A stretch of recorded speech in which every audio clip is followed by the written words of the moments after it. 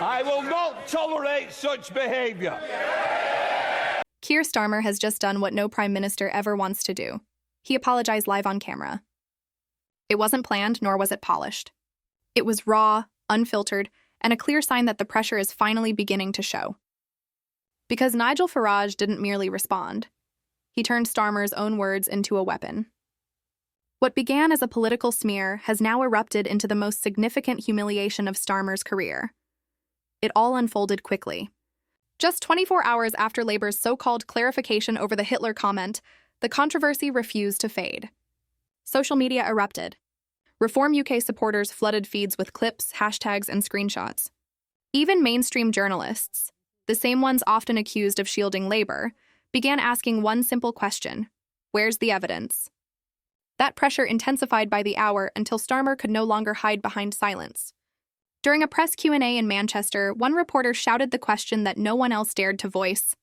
Prime Minister, do you stand by your Foreign Secretary comparing Nigel Farage to the Hitler Youth? You could almost hear the air leave the room. Cameras zoomed in. Starmer paused briefly, and then came the line that changed everything. If my colleague's remarks caused offense, I apologize. He said it quietly, but the impact was seismic. The Prime Minister of the United Kingdom had just apologized live on air for an accusation made by his own government against the leader of Reform UK. Within minutes, the clip was everywhere. Reform supporters hailed it as a victory for truth. Labour insiders dismissed it as damage control. But all agreed on one thing. Starmer blinked first, and that's when Nigel Farage struck back. On his live broadcast that evening, Farage didn't gloat. He smiled, right calm, deliberate, and said, "When you call honest patriots Nazis, this is what happens. The truth catches up with you." That line alone went viral, shared millions of times across every platform. The story was no longer about a careless remark. It had become a defining political moment. It became a symbol of everything wrong with Britain's political establishment. Because this wasn't merely an apology, it was an admission, a rare fracture in the carefully managed façade of authority. For years, Starmer built his reputation on discipline and control. Every word rehearsed, every action calculated. But in that single unscripted moment, he revealed something deeper: fear. Fear of losing grip on the narrative. Fear of a public no longer persuaded by old tactics. Fear of a man he once dismissed as irrelevant now driving the national conversation. And while Labour scrambled to contain the fallout, Reform UK seized the moment. Their membership numbers surged overnight.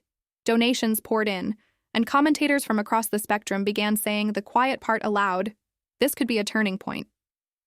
Starmer's apology didn't close the controversy. It prolonged it. Because every apology sparks another question. What did he know before the comment was made? Did he approve the speech? Was it part of a calculated effort to undermine Reform UK ahead of the next election? And if not, why was his own Foreign Secretary comfortable using such language on stage?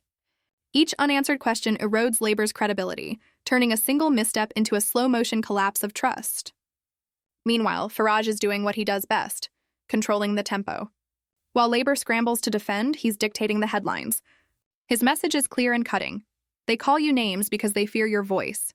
It resonates because it feels real to millions who have long witnessed the same double standard.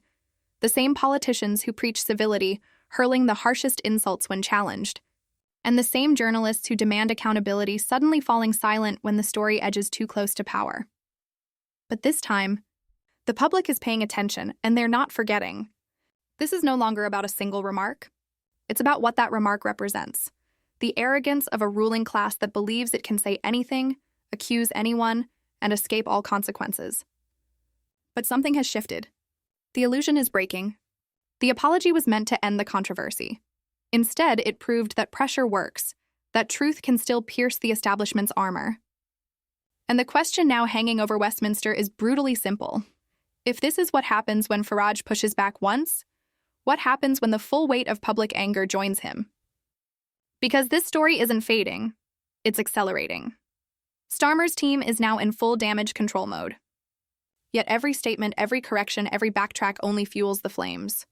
The public isn't just angry. They feel insulted. They were told to ignore it, to move on, to stop asking questions. But they didn't. That's the real story here. The people have finally stopped listening to excuses. And in politics, that's when real change begins. The fallout from Starmer's live apology didn't fade. It detonated. Within hours, the political landscape shifted once again, and this time the tremors reached directly into Downing Street. Labour officials attempted to spin it as an act of leadership, insisting the Prime Minister had shown humility. But the British public didn't buy it.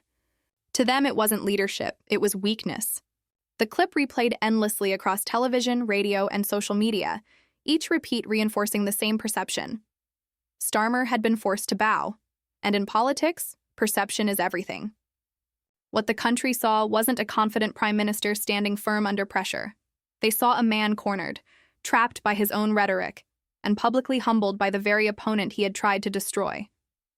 Nigel Farage understood that instantly. He didn't just let the story breathe, he amplified it. The morning after the apology, he went live once more, calm, composed, and precise. "This isn't about me," he said, looking straight into the camera. "It's about the people they've been insulting for years. They sneered at you for voting Brexit. They called you names for demanding border control. They mocked you for daring to disagree. Well, today, they apologized not just to me, but to you." That message landed harder than any political slogan could. In one stroke, Farage reframed the entire controversy. It was no longer Starmer versus Farage. It was the establishment versus the public. And millions watching at home nodded along, because deep down it rang true. Meanwhile, Labour's internal turmoil spilled into the open. Anonymous briefings began leaking to journalists. Senior aides blamed Lammy for his reckless language, while others murmured that Starmer should have defended him rather than capitulating. Cabinet unity, already fragile, began to fracture. The same ministers who had cheered at conference were now quietly creating distance. Some even strayed off script in interviews, conceding that the Hitler Youth remark had crossed the line. For a government that prided itself on discipline and control, the cracks were unmistakable. Every attempt to manage the narrative only deepened the damage. And then came the polls. The first major survey released after the apology sent shockwaves through Westminster. Labour's approval rating plunged by 6 points in a single week, a fall no one had anticipated. Reform UK surged to its strongest numbers yet, inching closer to becoming Britain's official opposition. Newspapers that once overlooked Farage now splashed his name across front pages. "Farage strikes back," read one headline. "Starmer stumbles," declared another. Others simply asked, "Who's really running Britain?" For the first time, mainstream media was chasing a story it could no longer control, because the public was already ahead of it. But perhaps the most revealing reaction came not from politicians or pundits, but from ordinary voters in pubs, on buses, and shops. People were talking about it, not with the distant cynicism that usually colors political debate, but with genuine emotion. They felt something shift. "About time someone stood up to them," one caller said on a radio show. "They think they can smear whoever they want and get away with it." That sentiment echoed across the country. The apology had completely backfired. Instead of putting the issue to rest, it confirmed every suspicion people already held about Labour, that they looked down on the very citizens they claimed to represent. Starmer's next move only deepened the hole. In an interview intended to calm the storm, he tried once more to clarify his position, insisting he still stood by his party's values of tolerance and equality. But the damage was done. Every word sounded rehearsed, corporate, and hollow, the exact opposite of Farage's plain, unfiltered delivery. The contrast was striking. Where Farage spoke with conviction, Starmer came across as though he were reading from a script written by committee. That's when analysts began saying what insiders already suspected. This wasn't merely a bad news cycle. It was a turning point in British politics. Because this moment wasn't about a single insult or rivalry. It revealed something far larger about the country's direction. The divide between the ruling class and the public has never been wider. While London's political elite trade speeches and apologies, ordinary people are still struggling to pay their bills, still waiting for change, still wondering why nothing improves no matter who's in power. And now, watching Starmer stumble, they recognize a pattern they've seen for decades: arrogance, denial, and panic when caught. The apology became a symbol of that entire culture, a metaphor for a government that only says sorry when it has no other option. Meanwhile, Reform UK's rise is beginning to look less like a protest movement and more like the start of a genuine political shift. Every time Labour attacks them, their numbers rise. Every time the media mocks them, their support hardens. What was once dismissed as a fringe movement has now become the pulse of public frustration.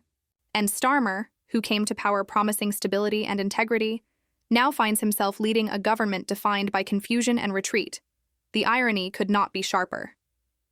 For years, Labour branded itself as the party of the people, fighting for fairness, justice, and equality. But now, in the eyes of millions, it has become the establishment, detached, defensive, and afraid. And every apology, every backtrack, every carefully phrased statement only reinforces that perception. Farage doesn't need to shout or smear. All he has to do is point, smile, and watch Labour unravel. So, here's where Britain stands tonight. A weakened prime minister, a government losing its grip, and an opposition surging with momentum. But beneath all the noise, something far more significant is unfolding. People are waking up. They're realizing that apologies mean nothing without accountability, that leadership means confronting the truth, not spinning it. Starmer's televised climb down may be remembered as a political misstep, but its true legacy lies in what it exposed. A nation weary of being talked down to, exhausted by hollow promises and finally ready to reclaim control of its own story. And that's why this isn't the end of the scandal. It's only the beginning.